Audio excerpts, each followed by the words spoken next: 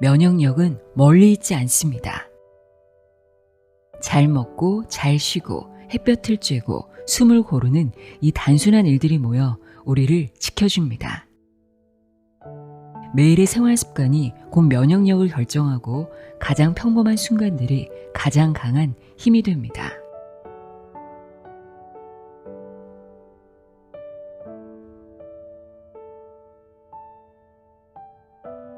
안녕하세요. 나의 소리책 갈피 소리내어 읽다입니다. 우리가 가장 쉽게 또 돈 한 푼 들이지 않고 면역력을 확 끌어올릴 수 있는 방법이 있다는 거 아시나요? 바로 햇볕을 쬐어 비타민 D를 합성하는 일입니다. 비타민 D 보충제를 섭취해도 어느 정도 도움이 되지만 햇볕을 통해 얻는 천연 비타민 D의 효과가 훨씬 더 강력하다고 합니다. 비타민 D가 부족하면 칼슘이 제대로 흡수되지 않아 뼈가 약해지고 근육 생성과 혈압, 혈당, 염증 조절 기능까지 흔들린다고 하는데요. 또 우울감, 기억력 저하, 자가 면역 질환과도 연결되어 있어 면역력을 지키는 기본 토대라 불릴 만큼 중요한 영양소이기도 합니다. 특히 백혈구에는 비타민 D 수용체가 있어서 비타민 D가 충분해야 면역세포가 제 역할을 한다고 하는데요. 염증을 조절하고 병원균을 공격하는 힘이 비타민 D에서 시작된다고 해도 과언이 아니죠. 여기에 더 흥미로운 연구도 있습니다. 2016년 발표된 연구에서 햇볕 속 청색광이 비타민 D 합성과는 별개로 면역세포인 T세포를 직접 활성화한다는 사실이 밝혀졌습니다. 즉, 햇볕은 비타민 D를 만들 뿐 아니라 면역세포 자체를 깨우는 역할까지 한다는 뜻입니다. 오늘은 이렇게 생활 속 작은 습관만으로도 면역력을 끌어올릴 수 있다는 사실을 알려주는 책을 가지고 왔습니다. 전나무 숲 출판사에서 발행된 면역력을 높이는 생활 습관입니다. 이 책은 면역학의 대가 아보도로 교수의 이론을 쉽게 풀어내 아침부터 밤까지 일상에서 실천할 수 있는 면역력 습관을 구체적으로 안내하고 있습니다. 하루 15분 햇볕 쬐기, 코로 호흡하기 같은 간단한 행동이 왜 우리 몸의 방어 시스템을 되살리는지 명확하게 설명하고 있습니다. 그럼 지금부터 우리가 어떤 생활 습관을 가지면 면역력을 확 높일 수 있는지 책의 내용을 함께 살펴보겠습니다.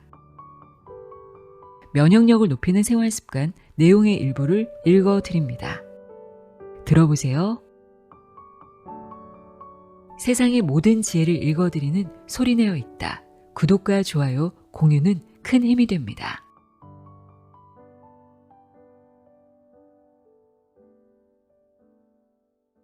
면역력 유지에 좋은 햇볕 쐬기.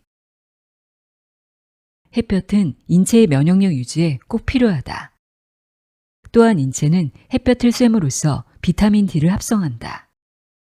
만약 우리 몸이 햇볕을 적절히 쐬지 않으면 비타민 D의 결핍으로 인해 뼈 건강이 약화되는 것은 물론 고혈압, 당뇨병, 인지기능 장애, 기억력 감소, 자가면역 질환을 앓게 된다. 물론 철저하게 햇볕을 피하고 보충제로 비타민 D를 섭취하겠다고 생각할 수도 있다. 그렇지만 아무래도 그 효과는 햇볕을 쐬서 얻는 천연 비타민 D에 미치지 못한다. 일부 생선에 비타민 D가 함유되어 있지만 충분한 양을 섭취하려면 생선을 다량으로 섭취해야 하는 문제도 있다. 햇볕으로부터 얻는 비타민 D가 꼭 필요한 이유. 우리 몸에 비타민 D가 부족할 경우에 생기는 문제는 한두 가지가 아니다. 우선 칼슘을 많이 섭취해도 비타민 D가 부족하면 제대로 체내에 흡수되지 않는다. 그 결과 뼈가 약해지는 것은 물론 심하면 구루병, 골연화증이 유발된다. 그러니 뼈 건강을 생각한다면 햇볕을 반드시 쐬야 한다. 비타민 D는 근육을 만드는 데도 관여하고 혈압, 혈당, 염증 조절에도 영향을 미치기 때문에 부족하면 협심증, 심근경색, 뇌졸중 같은 치명적인 질병이 유발된다. 또 기억력 저하, 우울증, 자가면역 질환을 앓을 수도 있다. 면역력에 있어서도 비타민 D는 매우 중요한 역할을 한다. 면역세포인 백혈구에는 비타민 D 수용체가 있다. 이 말은 곧 비타민 D가 있어야 백혈구가 면역세포의 역할을 제대로 할 수 있다는 뜻이다. 실제로 백혈구와 비타민 D가 결합하면 염증 물질을 억제하고 병원균을 죽일 수 있는 면역 단백질을 만들어낼 수 있다. 햇볕이 직접적으로 면역력을 강화한다는 연구 결과도 있다. 2016년 미국 조지타운 대학교 부속병원의 제라드 아언 교수팀은 햇볕 속 청색 광선이 비타민 D의 합성과는 별개로 면역세포인 T세포를 직접 활성화한다는 사실을 밝혀냈다. 햇볕은 체내에 병원균이 있을 때 T세포에 출동 명령을 내리는 과산화수소를 만들기도 한다. 특히 피부에 있는 T세포는 혈액 속에 있는 T세포보다 그 숫자가 약 2배나 많다는 점에서 햇볕이 면역력에 미치는 영향이 꽤 크다고 할 수 있다. 하루 15분 피부암 걱정 없이 햇볕을 쐬는 방법. 햇볕은 엔도르핀이라는 행복 호르몬을 분비해 기분까지 상쾌하게 만들어준다. 심지어 암의 발병 위험성을 크게 낮춘다는 연구 결과도 있다. 호주 퀸즐랜드 의학연구소의 레이첼 닐 교수팀은 자외선이 강한 지역에 거주하는 사람들은 그렇지 않은 지역에 사는 사람들보다 췌장암에 걸릴 확률이 30에서 40% 낮았으며 난소암 발병률은 30%, 식도암의 발병률은 40%나 낮았다고 발표했다. 하지만 피부암의 위험성은 여전히 존재하므로 햇볕의 면역력 강화와 피부암이라는 모순을 해결하기 위해서는 햇볕을 쐬는 계절과 시간을 고려해야 한다. 자외선의 종류는 3가지다. 자외선 A, 자외선 B, 자외선 C가 그것이다. 이 중에서 자외선 A는 피부를 노화시키는 주범으로 이른 아침부터 해가 지기 전까지 우리 피부에 깊숙이 침투한다. 자외선 B는 피부에 화상을 입히는 자외선으로 오전 10시부터 오후 2시까지 가장 강하다. 자외선 C는 대체로 오존층에 흡수되어 지구상에서는 큰 문제를 일으키지 않는다. 햇볕을 쐴 때 가장 중요한 것은 햇볕을 쐬는 시간이다. 대체로 오전 10시부터 오후 3시 사이 하루에 10에서 15분 정도는 햇볕을 쐬어야 한다. 여름에는 낮 12시부터 오후 2시까지는 자외선 B가 너무 강하기 때문에 그 시간대를 피해 햇볕을 쐬어야 한다. 하지만 겨울에는 다르다. 오후 2시 이후에 내리쬐는 햇볕은 비타민 D를 거의 합성하지 못할 정도로 미약하기에 겨울에는 시간과 상관없이 30분 이상 충분히 직사광선을 쐬어야 한다. 특히 햇볕을 쐬어 생성된 비타민 D는 과잉이 없다. 즉 쓰고 남은 비타민 D는 체내에 축적되었다가 필요할 때 쓰인다.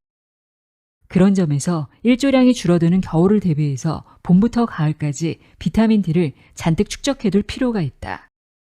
다만 자외선이 피부에 직접 침투해야 비타민 D가 생성되므로 햇볕을 쐴 때는 자외선 차단제를 바르지 말고 봄부터 너무 춥지 않은 가을까지는 팔, 다리를 모두 내놓고 쐬는 것이 좋다. 햇볕 쐬기는 한 번에 10에서 15분씩 일주일에 최대 3회 정도면 충분하다. 햇볕 쐬기는 두말할 필요 없는 공짜 영양제다. 돈을 주고 사 먹는 비타민 D 보충제보다 효과가 더 뛰어나다는 점도 의심할 여지가 없다. 태양이 주는 하루 15분의 건강 선물을 자신의 것으로 만들기 위해 매일 조금씩이라도 짬을 내보자. 햇볕 알레르기. 문제는 햇볕이 아니다. 햇볕에 피부가 노출되면 붉어지고 가려움을 느끼는 사람들이 있다.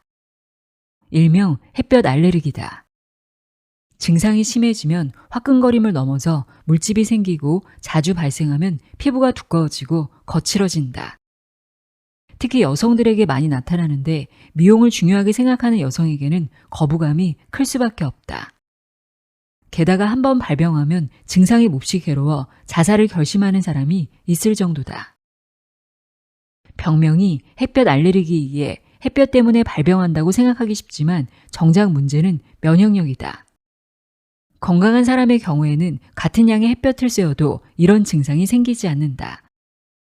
하지만 햇볕 알레르기 환자들은 햇볕을 조금만 쐬어도 피부가 과도하게 반응한다. 이는 햇볕을 몸에 침입한 병원균으로 인식하기 때문이다. 따라서 혈액을 맑게 하고 독소를 배출시키고 꾸준히 운동을 해서 면역 기능을 회복해야 한다. 그러면 증상이 자연스럽게 사라질 수 있다. 햇볕 알레르기는 특정 약물의 복용이 원인일 수도 있다. 평소에는 전혀 문제를 일으키지 않는 항정신성 약, 항생제, 이뇨제 등의 약물이 자외선과 상호작용하면 피부에 염증을 일으키기도 한다. 만약 지속적으로 특정 약물을 복용하는 중에 이런 증상이 생긴다면 반드시 의사와 상담해야 한다. 목욕으로 혈액순환과 체온 조절하기. 하루 중 가장 편안한 순간을 꼽으라면 힘들고 노곤한 몸을 이끌고 집에 들어와 따뜻한 물에 목욕하는 순간일 것이다. 목욕을 하면 하루의 피로와 스트레스가 날아가 행복감마저 든다. 또 목욕을 하는 것은 체온을 높일 수 있는 아주 중요한 습관이기도 하다. 목욕은 면역력 강화에도 많은 도움이 된다. 체온을 높이고 혈액순환을 원활히 해서 부교감 신경을 활성화하고 심신을 안정시키기 때문이다. 면역력을 높이는 목욕은 물의 온도와 목욕 시간이 중요하다. 면역력을 높이려면 38에서 40도씨의 따끈한 물에서 느긋하게 몸을 덮이는 것이 좋다.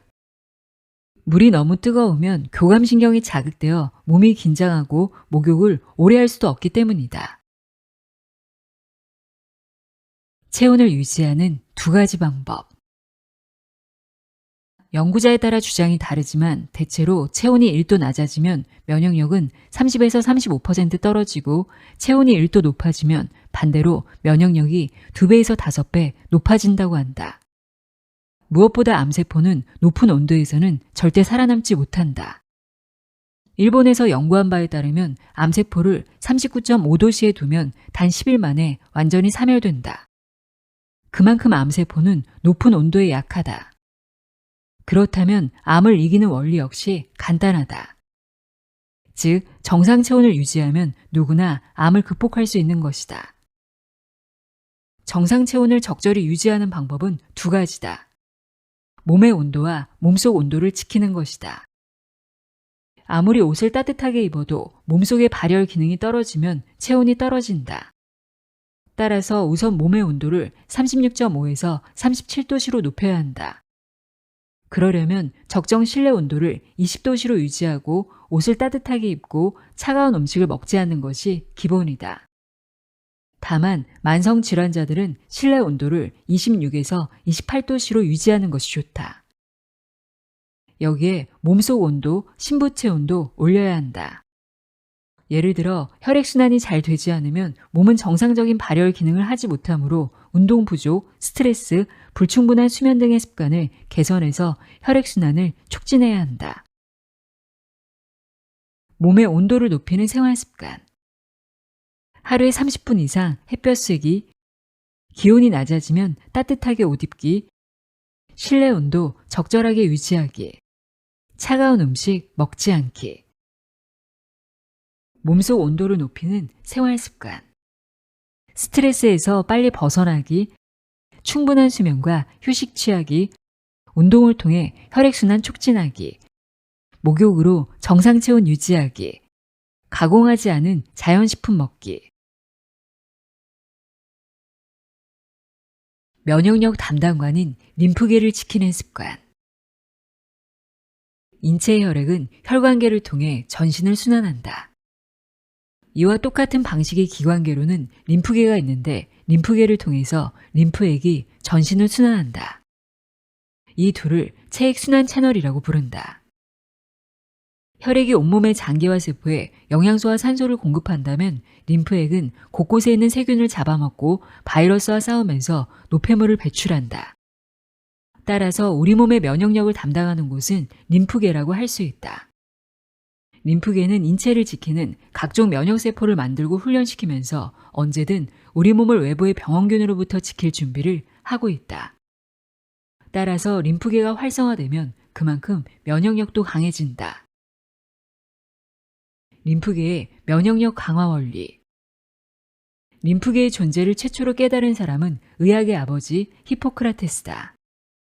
하지만 당시만 해도 현미경 등의 정밀한 관찰 도구가 없어 혈관 위에 또 다른 통로가 있다는 정도로만 알았을 뿐 구체적인 역할이나 기능에 대해서는 연구되지 못했다. 이후 림프계에 대한 연구가 이루어지면서 면역력의 형성과 유지에서 매우 중요한 역할을 한다는 사실이 밝혀졌다. 림프계는 림프절과 림프관으로 구성되어 있으며 림프액은 그 사이로 오가는 액체다. 림프절이란 일종의 훈련장으로 외부에서 유입된 병원균이나 암세포 등과 싸울 수 있는 각종 면역세포들이 주둔하면서 계속 성장하고 있다. 크기는 2.5cm 정도이고 그 안에 림프구와 같은 백혈구가 주둔해 림프절로 유입된 외부 병원균이나 이물질에 대한 대식세포 작용과 면역 반응을 일으킨다. 림프관은 수송 통로다. 면역세포들이 림프관을 통해 전신으로 퍼져나가 병원균과 싸운 뒤에 다시 림프구를 통해 림프절로 되돌아갈 때 여러 이물질을 제거하며 전력을 다진다. 반복되는 이 과정에서 면역세포는 자신이 싸웠던 병원균을 더욱 정확하게 기억하고 전투력은 더 강화된다. 혈액은 심장이라는 펌프기관이 있어 빠르게 우리 몸을 순환할 수 있지만 림프계에는 심장의 역할을 하는 장기가 없어서 림프액은 혈액보다 느릿느릿 순환한다. 림프액의 순환 속도가 정상 상태보다 느려지는 것은 면역력이 약해졌음을 의미한다. 림프액의 순환 속도를 느려지게 하는 대표적인 원인은 음주, 흡연, 스트레스다. 만약 몸이 개운하지 않고 뻐근하고 피부가 두툼하게 접힌다는 느낌이 들면 림프액의 순환 속도가 느려졌다고 할 수 있다. 림프계는 한꺼번에 큰 타격을 입지는 않지만 한번 손상되기 시작하면 면역력에 큰 영향을 준다. 림프액 순환 속도 높이기. 이런 경우 마사지로 림프액의 순환 속도를 높여주면 면역력이 강화될 수 있다. 면역세포가 모여있는 림프절은 주로 기미샘, 목, 쇄골, 겨드랑이, 복부, 서해, 오금에 위치해 있다. 이곳을 매일 10분 정도 가볍게 마사지해주면 림프액의 순환이 촉진된다. 다만 강도를 너무 강하게 해선 안 된다. 그저 톡톡 쳐주는 정도 혹은 피부를 손가락으로 잡아서 늘리는 정도면 충분하다. 특히 중요한 부위는 목 주변이다. 우리 몸에는 대략 500개 정도의 림프절이 있는데 그 중에서 300개가 목 주변에 집중되어 있다. 이는 얼굴에 코, 입, 눈, 귀 등 외부의 병원균이 침입할 수 있는 통로가 집중되어 있기 때문이다. 그런데 림프액의 원활한 순환이 우리 몸에서 꼭 긍정적인 역할만 하는 것은 아니다. 흔히 암이 전이되었다고 말할 때 대부분 암세포의 전이 통로가 림프계이기에 암 환자들은 이러한 자극을 삼가야 한다. 림프액이 몸 곳곳을 순환하다 보니 림프절을 자극할 경우 암세포의 전이가 빨라질 수 있기 때문이다. 림프계 자체에서 암이 발생하기도 하는데 이를 림프종이라고 부른다. 운동과 음식 역시 림프액의 순환 속도를 자극한다. 무리하지 않는 선에서 운동을 하면 림프액의 흐름 속도가 10에서 30배까지 빨라진다. 음식은 림프액이 알칼리성이면서 지방 성분이 많기 때문에 비슷한 성질을 가진 고등어, 달걀 등의 필수 지방산 식품과 사과, 마늘, 채소 등의 알칼리성 식품을 섭취하면 도움이 된다. 적당한 수분 섭취도 림프액의 순환 속도를 촉진한다. 림프계는 혈관계와 함께 인체의 건강을 유지하는 양대 산맥이다. 그만큼 소중한 곳이기에 매일 림프 마사지와 음식 조절을 통해 적절히 관리해야 한다. 림프 마사지로 면역력을 높이자. 혈관계를 통해 혈액이 전신을 순환하듯 림프액은 림프계를 통해 전신을 순환하며 병원균을 잡아먹고 노폐물을 배출한다. 림프 마사지를 하면 림프액 순환에 도움이 된다. 림프 마사지. 얼굴 중간에 있는 광대뼈와 움푹 들어간 부분을 양손 검지로 누른다. 검지와 중지로 콧망울 옆에서 귀 방향으로 광대를 따라 눌러준 다음 귀 뒤로 쓸어내린다. 양손바닥을 배꼽 위에 포개놓고 20초간 온기를 느낀다. 양손가락으로 배꼽 주변을 원을 그리며 마사지를 한다. 배꼽을 중심으로 동서남북 방향으로 손끝으로 천천히 누르며 쓸어내린다. 팔을 위로 들고 반대쪽 손으로 팔꿈치에서 겨드랑이 방향으로 쓸어내린다. 양쪽을 번갈아 가며 2에서 3회 반복한다. 팔을 든 상태에서 주먹진 손으로 겨드랑이 부분을 퉁퉁 친다. 호흡과 명상은 면역력 강화 세트. 우리가 생명을 유지하는 한 절대로 멈춰지지 않는 것이 있다. 바로 외부의 공기를 체내로 빨아들이고 체내 이산화탄소를 내뱉는 호흡, 그리고 호흡으로 인한 심장의 활동이다. 우리가 하루에 코를 통해서 흡입하는 공기의 양은 무려 8,000리터이고 무려 만 회의 호흡을 한다. 호흡을 통해 몸속으로 들어간 산소는 혈관을 타고 곳곳으로 퍼지고 영양소와 결합해 에너지를 발생시킨다. 호흡을 하는 방법은 두 가지다. 코로 하는 호흡과 입으로 하는 호흡이다. 둘 다 체내로 공기를 흡입한다는 점에서 다를 것이 없지만 면역력 측면에서 두 호흡법은 큰 차이가 있다.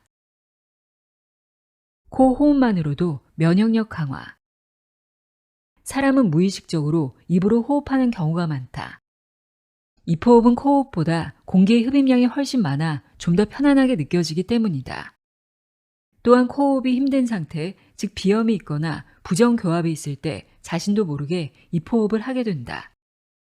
특별히 호흡에 대해 교육을 받지 않은 아이들도 호흡이 쉽다는 이유로 입호흡을 하곤 한다. 그러나 입호흡을 하면 공기 중의 병원균이 그대로 체내에 들어갈 수 있고 건조한 공기도 흡입하게 된다. 반면 코에는 다양한 방어선들이 존재한다. 코의 점막을 촉촉히 적셔주는 콧물, 그리고 코털이 다양한 외부 물질을 걸러준다. 코의 점막은 그 자체로 면역세포다. 이 면역세포는 또 다른 면역세포인 비만세포와 함께 외부 물질이 코로 들어올 경우 재채기를 일으키고 콧물을 분비시켜서 체내 진입을 막는다. 코호흡을 하면 면역력이 좋아진다는 연구 결과가 다수 있다. 대한간호학회지에 따르면 암수술과 항암치료를 마친 30에서 60세 여성들을 대상으로 4주간 코로 하는 복식호흡을 훈련시킨 결과 면역세포인 T세포가 68.5%에서 71.6%로 증가했다. 중국 산동대학교에서 실시한 입호흡을 하는 사람 50명과 코호흡을 하는 사람 50명을 비교한 연구에서는 입호흡을 하는 사람들의 면역력이 현저히 낮다는 결과가 도출되었다.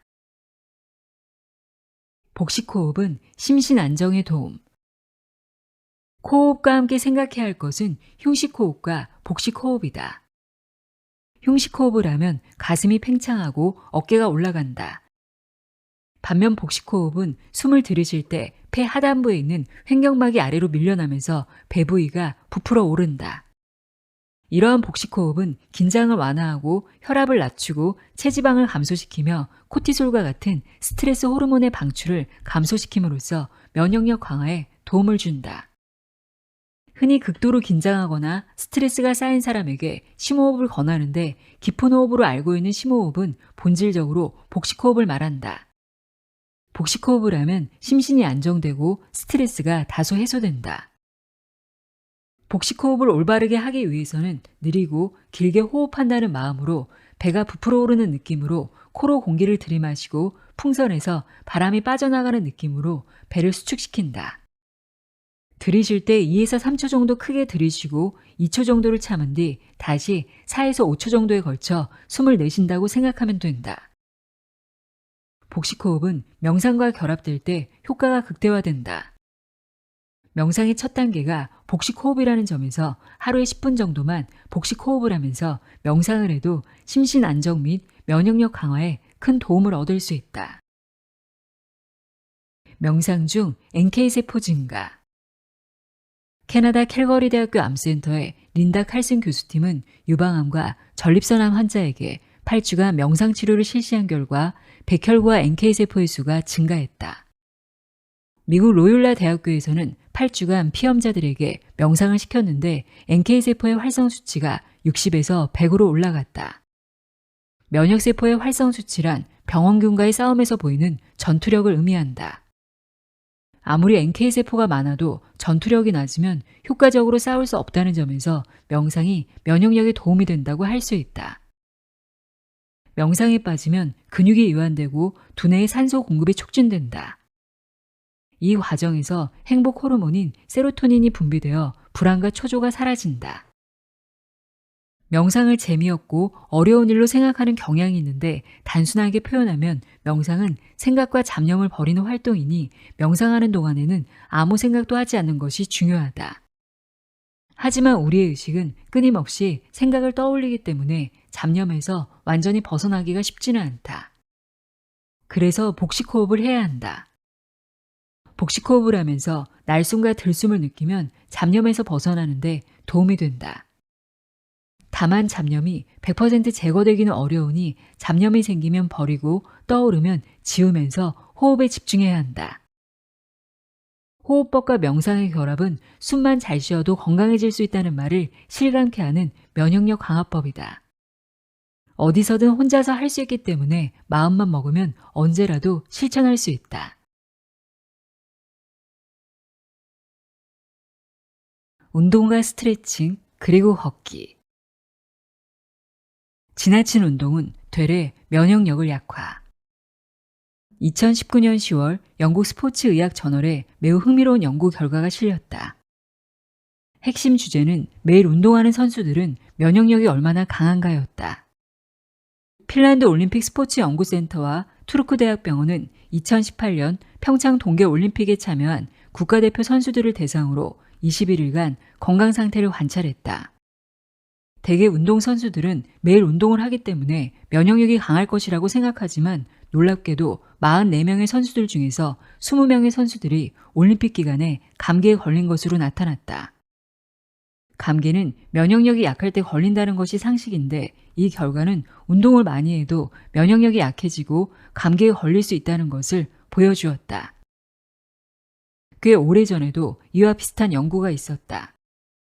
1990년 미국 애팔레치안 주립대학교의 데이비드 니먼 교수는 1987년 로스앤젤레스 마라톤 대회에 참여한 선수들 중 2,400명을 추적해 대회 전과 후의 건강 상태 변화를 연구했다.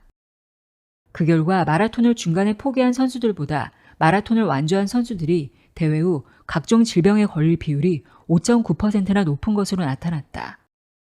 당시 연구팀은 면역력 강화에 도움이 되는 운동 시간의 기준을 90분으로 제시했다. 즉 90분까지의 운동은 면역력 강화에 도움이 되지만 그 이상의 운동은 오히려 면역력을 약화시키고 또 고강도 운동을 지속하면 면역력은 더 낮아진다는 것이다. 고강도 운동을 했을 때 면역력이 약화되는 이유는 무엇일까? 이는 교감신경과 관련이 있다. 면역력은 교감신경과 부교감신경이 적절히 균형을 이루어야 유지되거나 강화되는데 강도 높은 운동을 장시간 하면 이 균형이 깨지고 교감신경이 활성화된다. 격한 운동을 감당하려고 이를 악물고 운동하다 보니 몸이 극도로 긴장하기 때문이다. 이처럼 매일 신체적으로 긴장과 스트레스를 받으면 자연스럽게 면역력이 떨어진다. 몸에 피곤이 쌓인 상태에서 하는 운동도 역효과가 난다. 예를 들어 만성적인 수면 부족의 상태에서 운동을 하면 면역력 강화로 이어지는 것이 아니라 오히려 피로가 더 쌓인다. 당연히 이런 식의 운동은 몸만 힘들게 할 뿐 면역력 강화와는 거리가 멀다. 따라서 자신에게 맞는 운동의 종류를 정할 때는 나이와 체력을 감안해야 한다.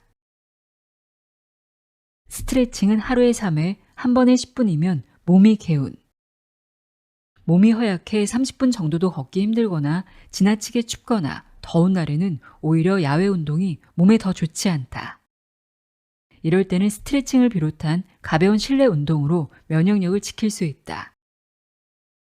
스트레칭을 하면 근육과 뼈가 이완되어 몸의 유연성을 되찾을 수 있고 근력 운동과 코어 운동을 병행하면 이 역시 면역력에 도움이 된다. 스트레칭을 제대로 하면 10분만 해도 땀이 나고 이를 하루에 3회만 해도 하루 종일 몸이 개운하다.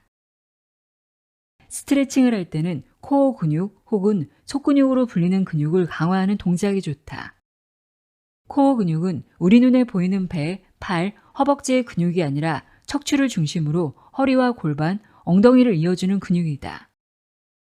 이 근육을 단련하면 허리가 삐끗하는 증상이 줄어들고 심근경색, 암 수술 후 사망률이 낮아진다는 연구 결과가 있다. 걷기는 주 3회, 한 번에 30분이 적당. 여러 운동 중에서도 걷기는 만병통치 운동이라 불릴 정도로 면역력 강화에 효과적이다. 걷기는 매우 단순한 동작처럼 보이지만 우리 몸에 이로운 점이 한두 가지가 아니다. 심폐기능이 좋아지고 허리 및 다리 근육이 자극되면서 지구력이 좋아진다. 팔을 움직이기 때문에 상체 근육의 이완에도 도움이 된다.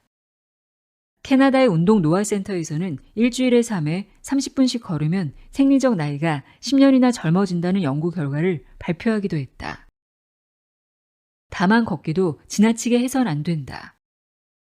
걷기가 몸에 좋다고 하루에 2-3시간씩 걷는 사람들이 있는데 이렇게 과도하게 걸으면 몸이 받는 스트레스가 커진다. 어떻게 보면 우리가 일상에서 면역력을 높일 수 있는 방법은 아주 쉽다. 지금 당장 밖으로 나가 30분을 걷기만 해도 지금의 자리에서 일어나 잠시 스트레칭만 해도 우리 몸의 면역력을 지킬 수 있다.